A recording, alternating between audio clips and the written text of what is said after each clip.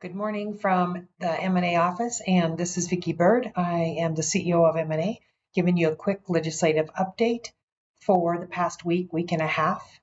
Off the top of my head, one of the bills, House Bill 303, that talked about conscious objection, that anybody, anywhere, if they have any objection or belief of their own that doesn't coincide with a patient coming to any healthcare facility seeking help, could be denied care.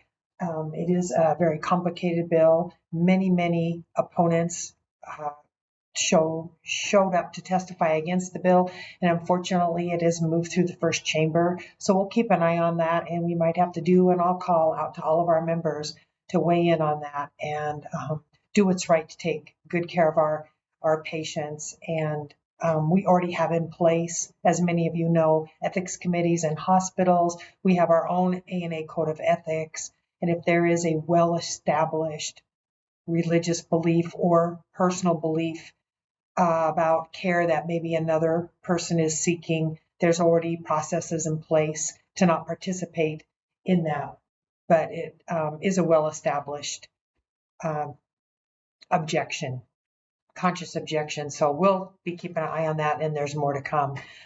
We have already beaten down 2 right-to-work bills, one that targeted nurses, one that targeted public employees, and sometime this week, it might even be tomorrow, possibly by Friday, that there will be a 3rd right-to-work bill now attacking public sector.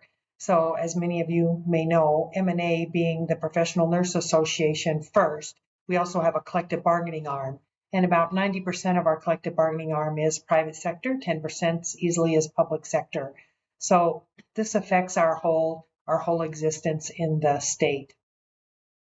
And I know many of you have been reached out to. You will get hustled and emailed. We know it's a lot, but the legislative session is important. At least read through it, get informed, and take action if you can. And our SWAT team is really active, which has been super helpful as the lawmakers get stacks of notes from emails and notes from phone calls that are made. Everything is documented and is public information. So keep doing that. The next big ticket item will be House Bill 409. This is the APRN compact. I've reached out to APRNs across the state that we have contact information for, members and non-members, and they are calling and emailing. So it's kind of like their own little APRN SWAT team. But the biggest crux of the multi-license APRN compact is if you want one in Montana, then it puts an additional condition or regulation onto your ability to full practice, and it's requiring practice hours. Practice hours are not required now. This is a step backwards, and we will continue to advocate for that to not be passed at this time in its current form. The Board of Nursing is very well aware where we stand on that. It's also covered in our legislative platform. All of that's online.